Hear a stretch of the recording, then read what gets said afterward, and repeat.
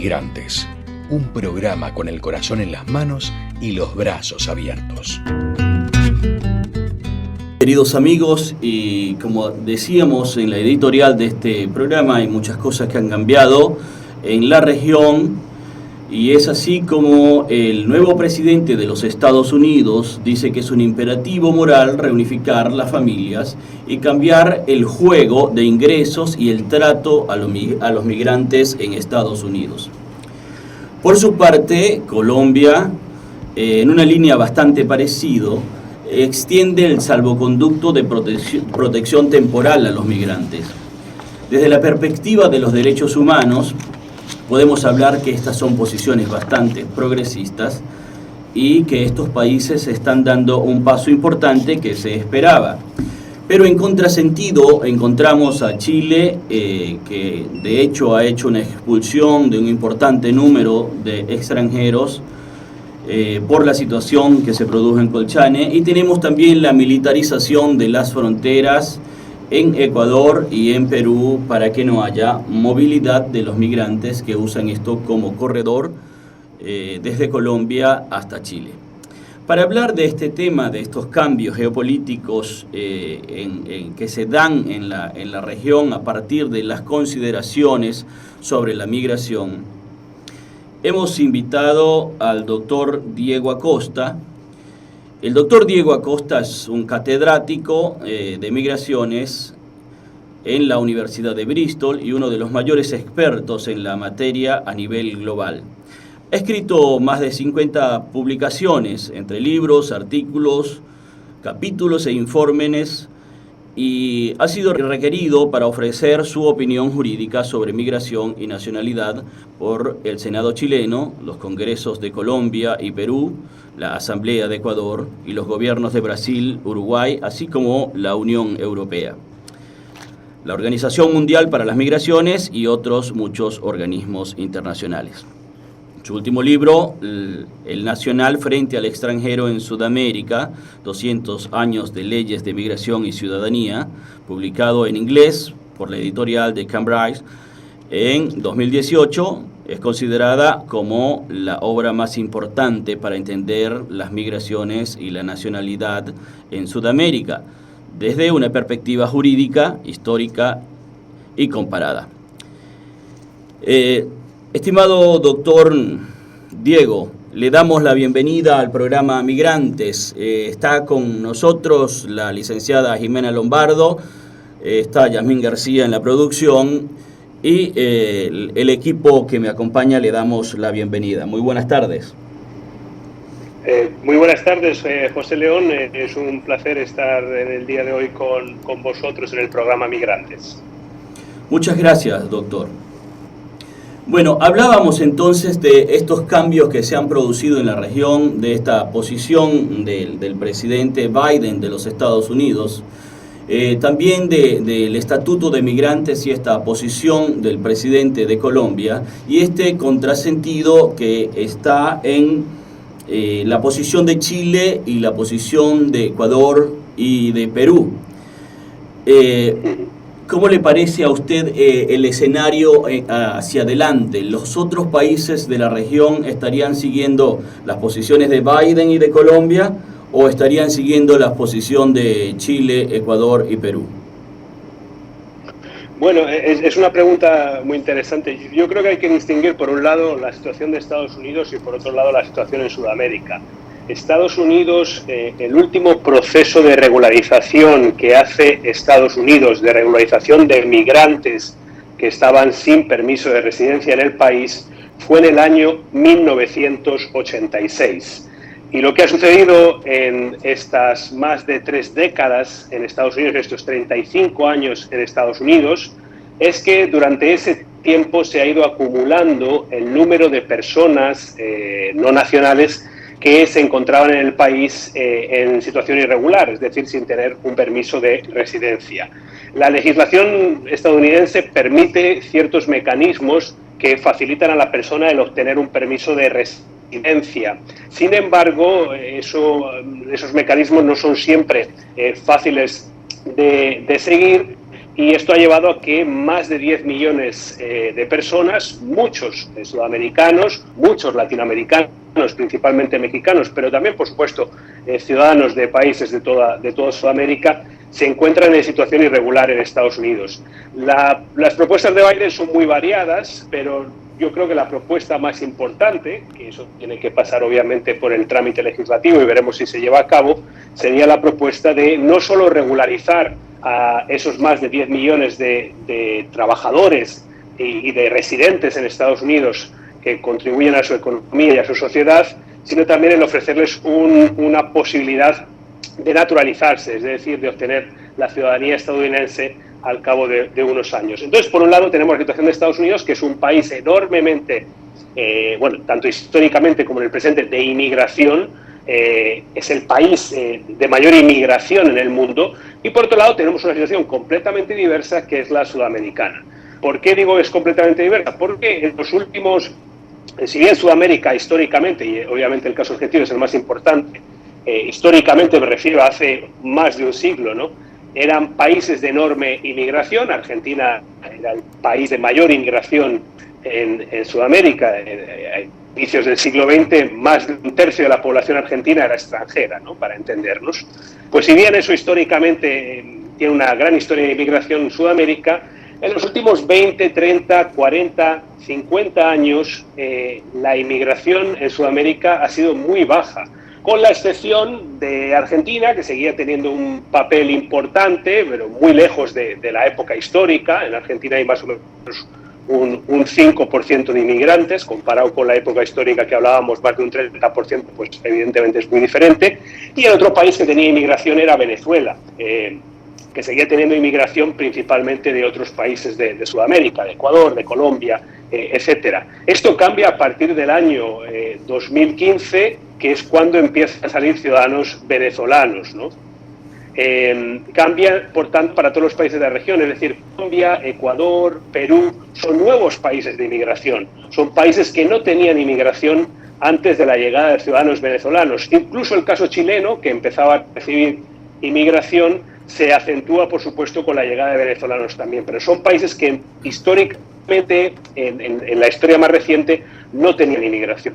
Entonces, el caso sudamericano es diferente y los países de la región han ido dando alternativas jurídicas distintas para facilitar la residencia de los ciudadanos venezolanos.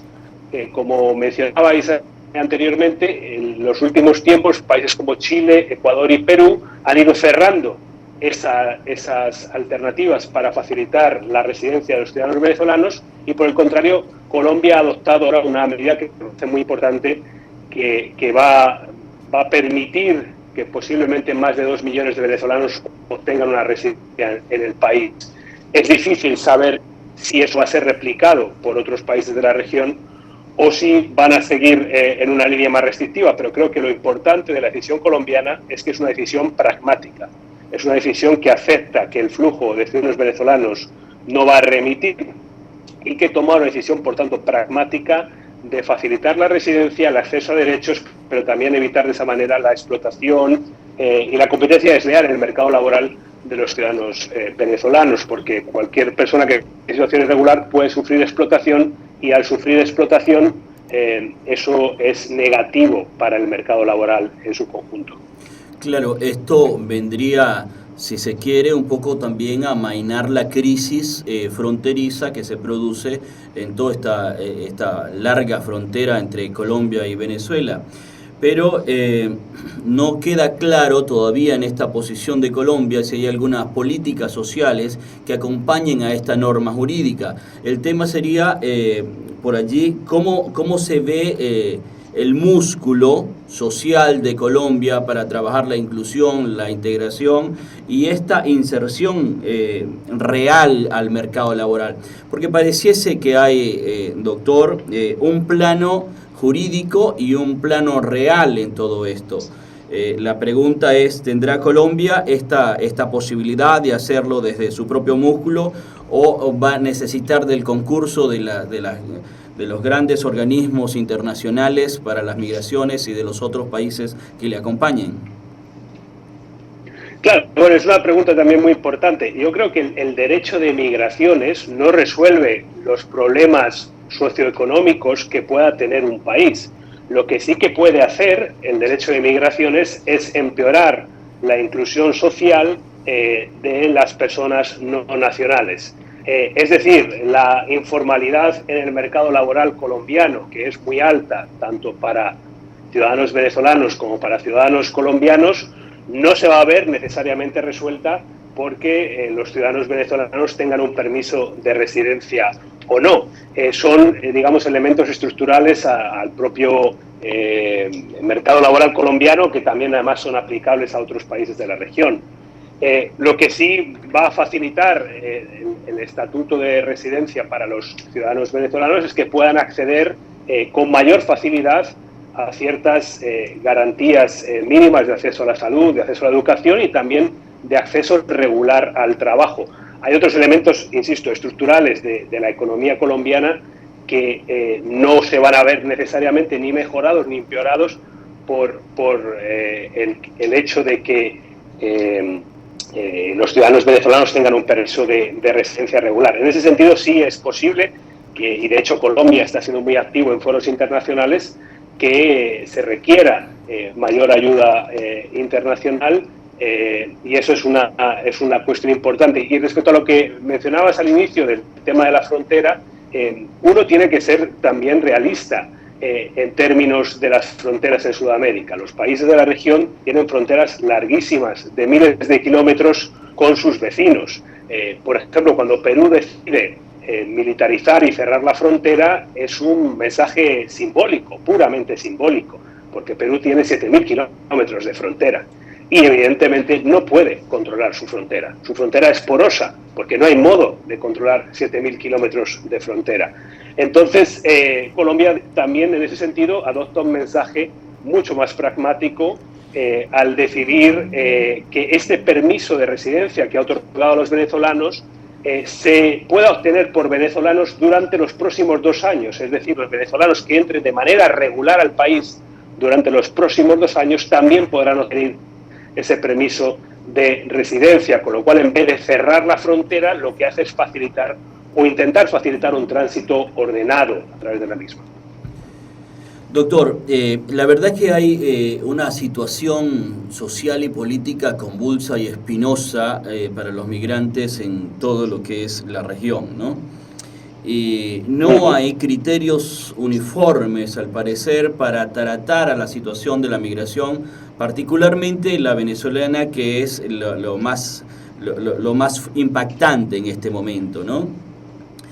Pero en la medida que un país da medidas progresistas, como lo hizo en su momento Pedro Pablo Kuczynski en Perú, algunas medidas parecidas en Brasil, otras medidas parecidas Argentina, Uruguay, y quizás un poco Paraguay, otros países van en contrasentido.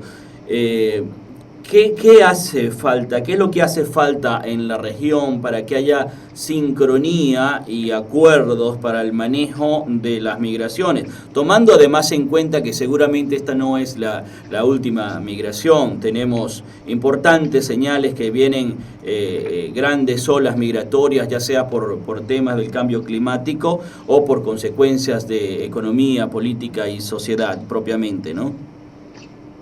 Claro, sí, de nuevo es una pregunta muy interesante. Yo creo que lo que se podría haber hecho de manera conjunta es haber extendido el permiso de residencia Mercosur a los ciudadanos venezolanos. De hecho, Venezuela es un Estado miembro del Mercosur cuya membresía ha sido suspendida. Has mencionado a Argentina y a Uruguay, también has mencionado a Brasil. Bueno, en el caso argentino, en el uruguayo y también en el brasileño, los venezolanos pueden obtener un permiso de residencia bajo el Acuerdo de Residencia Mercosur. Para los oyentes que no sepan lo que es el Acuerdo de Residencia Mercosur, es un acuerdo, es un tratado internacional que permite que los ciudadanos de 9 países de Sudamérica, todos los países de Sudamérica, excepto Venezuela Surinam y Guyana, puedan moverse a otro país para residir, a otro país de la región. Por ejemplo, un argentino tiene el derecho a residir y a trabajar y a ser tratado en igualdad de condiciones en Chile, en Perú, en Colombia, en Ecuador, etcétera. Lo mismo que un colombiano puede hacerlo en Argentina, o un paraguayo en Brasil, o un brasileño en Uruguay, ¿no? Esa era una primera opción que se descartó, porque yo creo que las medidas que ha ido tomando cada país han dependido de dos factores. Por un lado, de factores políticos internos, y ahí ha tenido gran interés como el cambio en los gobiernos de cada país de la región ha tenido una influencia en la respuesta jurídica a la llegada de venezolanos, y por otro lado también ha tenido que ver con el número de venezolanos que llegaban efectivamente al país, ¿no? Por ejemplo, Argentina, si bien ha recibido un número importante de venezolanos, de más de 200.000, pues es el sexto país de la región, es decir, está por detrás de Colombia, de Perú, de Chile, de Ecuador y del propio Brasil, ¿no? Entonces, esa medida que se podía haber tomado de manera conjunta, otorgando el permiso de residencia a Mercosur a los ciudadanos venezolanos, no se tomó, y por tanto cada país ha ido definiendo de manera individual el estatuto que quería otorgar a los inmigrantes venezolanos. Yo creo que sobre el último punto de que puede haber en el futuro otros movimientos migratorios hacia países de la región, yo creo que sí, por supuesto, podría darse, y el factor del cambio climático se menciona a veces como uno importante, pero ahí hay que tener en cuenta dos elementos. En primer lugar, que en los últimos 30, 40, 50 años, como mencionaba anteriormente, la inmigración en Sudamérica ha sido prácticamente nula, con la excepción de un poco que iba hacia Venezuela y un poco que iba hacia Argentina. Es decir, ha habido muy poca inmigración hacia Sudamérica, y de hecho no hay inmigración asiática, ni africana, ni europea en números importantes hacia Sudamérica. Siempre puede haber, por supuesto, algún caso, pero no son números relevantes. Y en segundo lugar, hay que tener en cuenta sobre las migraciones por cambio, o la relación entre migraciones y cambio climático, que muchas veces el cambio climático a lo que va a llevar es precisamente al efecto contrario, es decir, a la inmovilidad, a la imposibilidad de moverse para otro país, ¿no? Entonces, creo que el tema venezolano puede ser coyuntural, es algo que solo se verá en los próximos tal vez 10, 15 años, pero lo que sí nos dicen los últimos 30, 40 años es que la inmigración en Sudamérica es muy escasa y es básicamente regional, y ahí por supuesto Venezuela no es una excepción, porque Venezuela no deja de ser un país de la región, y cuando hablo de regional estoy hablando de regional sudamericana, no de regional latinoamericana, porque a Sudamérica no emigran ni mexicanos ni centroamericanos, y sí emigran algunos cubanos, haitianos y dominicanos, pero no en los números tampoco que, por ejemplo, emigran hacia Estados Unidos, ¿no? Buenas tardes, doctor. Jimena Lombardo, quien les habla. Le hago una consulta. Hola, ¿qué tal? Buenas tardes. Venezuela y su proceso migratorio claramente está produciendo abruptas alteraciones en cuanto a las comunidades que reciben a estos inmigrantes. Estas alteraciones considera que hacen que haya un cambio en las políticas públicas favoreciendo la integración, o favoreciendo a que los países receptores cambien la mentalidad a integrarlos y a contenerlos? Bueno, es una pregunta también muy importante. Yo creo que obviamente el caso venezolano es novedoso en el sentido de que nadie esperaba un número tan importante de personas saliendo del país en un periodo tan corto, y también es novedoso en el caso sudamericano, en el sentido de que, como he dicho ya un par de veces, pues los países sudamericanos, Perú, Colombia, Ecuador, el propio Chile hasta hace 5 o 10 años, no recibían inmigración. Paraguay, Bolivia, tampoco, ¿no? No recibían inmigración. El propio Brasil tiene menos de un 1% de su población es inmigrante, es decir, son países que no son de inmigración. Muy al contrario, todos los países sudamericanos son países de emigración, es decir, tienen muchos más nacionales en el exterior de lo que tienen inmigrantes en el país. La única excepción ahí es Argentina, que tiene más inmigrantes en el país que argentinos fuera del país, ¿no? El resto de países de la región son países de emigración. Chile ahora mismo está a la par, pero eso solo ha acontecido en los últimos 2 años, ¿no? Más o menos el mismo número de chilenos fuera que de inmigrantes en Chile. Entonces, eso es un elemento que no hay que perder de vista, porque a pesar de que han llegado 1 millón de venezolanos a Perú, o haya llegado 1.700.000 venezolanos a Colombia, que son los 2 países que más inmigrantes han recibido, esto no quiere decir que Colombia o Perú se hayan transformado en países de inmigración. Siguen siendo países de emigración, y además la única inmigración que tienen realmente es esta inmigración coyuntural de ciudadanos venezolanos. Es decir, no es que a Colombia o a Perú estén llegando también ciudadanos españoles, chinos, norteamericanos y argentinos, vamos por caso, ¿no? Entonces, todas las respuestas tienen que tomarse dentro de ese contexto coyuntural de una situación obviamente dramática para muchos miles de personas, pero que no tiene necesariamente por qué verse replicada en los próximos años. Y dentro de ese contexto se pueden tomar medidas que faciliten la inclusión, medidas que además tienen que ir dirigidas a facilitar la residencia permanente, pero también sabiendo que en un futuro, tal vez a medio o incluso a corto plazo, muchas de las personas que se han desplazado a Perú, a Colombia o a otros países de la región quieran regresar a Venezuela, porque Venezuela nunca ha sido un país de emigración y por tanto los venezolanos no tienen, digamos, esa historia de irse a vivir a otros países como sí tienen otros países de la región sudamericana, que tienen una larga historia de emigración hacia Estados Unidos o hacia Europa, en particular hacia España. Doctor, le agradecemos mucho que nos haya acompañado en este programa y sus importantes luces para conocer y para poder familiarizarse con esta situación que está ocurriendo en la región. Quisiésemos dejarlo con el compromiso de acompañarnos en otras oportunidades, porque estamos abordando este tema como una manera de presentarlo y de digerirlo en esta sociedad latinoamericana que tenemos. Pues José León, muchísimas gracias a ustedes, ha sido un placer estar en su programa y por supuesto quedo atento a futuros diálogos. Muchas gracias, doctor. Era el doctor Diego Acosta, importante catedrático de la Universidad de Bristol en el Reino Unido, con una extensa formación sobre migración y sobre estudios jurídicos también en toda la región andina y la región americana.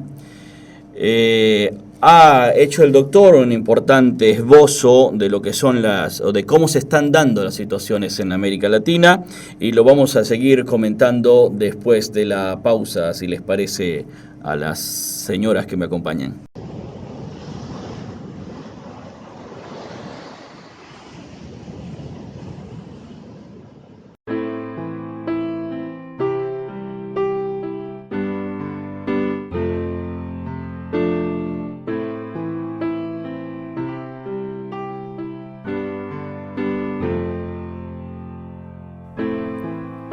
Enrere he deixat tota família, tot afany. Penso en el que és vida, però de vida no n'hi ha. He enterrats veig els records, l'esfumada, l'esperança. No vull sentir canons, no vull marxar de casa.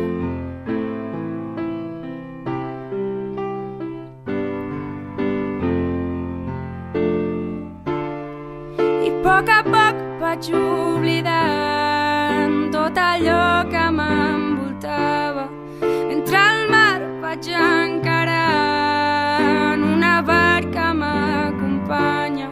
Que no ho veus, m'estic glaçant i ningú ve a ajudar-me.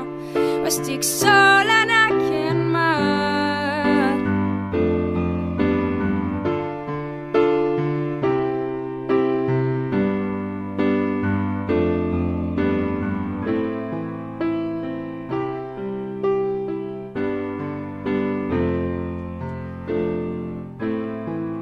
He viscut la mort, però si el patiment toca amb mi l'horror, l'infern. I potser vaig a la deriva, o a prop tinc la salvació. Al meu voltant tot canvia, però res sembla millor. I a poc vaig oblidant tot allò que m'envoltava, mentre al mar vaig encarant una barca m'acompanya. Que no ho veus, m'estic glaçant i ningú ve a ajudar-me, o estic sola en aquest mar. I a poc vaig oblidant tot allò que m'envoltava, mentre al mar vaig encarant una barca m'acompanya. Que no ho veus, m'estic glaçant i ningú ve a ajudar-me, o estic sola en aquest mar. O estic sola en aquest mar. Estic sola en aquest mar. Estic sola en aquest mar. Estic sola en aquest mar. Estic sola en aquest mar.